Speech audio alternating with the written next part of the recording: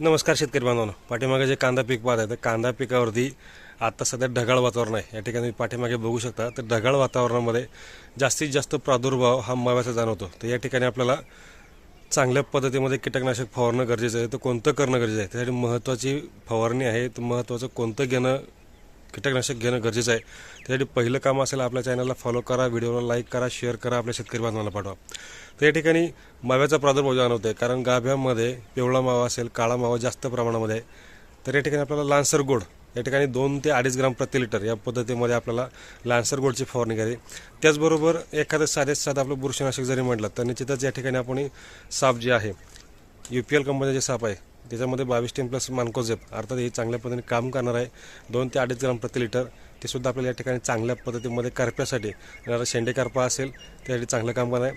त्याच्यानंतर पात्यांची संख्या वाढली पाहिजे, पोगर दांडा झालं पाहिजे। तर या ठिकाणी वनिता ॲग्रो कॅम्पचं जे कॅल्विन आहे, कॅल्शियम प्लस फॉस्फरस आहे, ते चांगल्या पद्धतीमध्ये काम करणार आहे। ते या ठिकाणी आपल्याला साधारणपणे 3 ml प्रति लिटर या पद्धतीमध्ये फवारणीसाठी वापरायचे। त्याच्यानंतर कंपल्सरी चांगल्या पद्धतीमध्ये काळोखी राहिली पाहिजे, चांगल्या पद्धतीने वाढ झाली पाहिजे। त्याच्या या ठिकाणी सिलिकॉन महत्त्वाचं आहे। तर सिलिकॉनमध्ये या ठिकाणी ॲडव्हान्स पेस्टिसाइडचं जे काजू आहे ते आपल्याला कंपल्सरी या ठिकाणी चांगल्या पद्धतीने वापरा।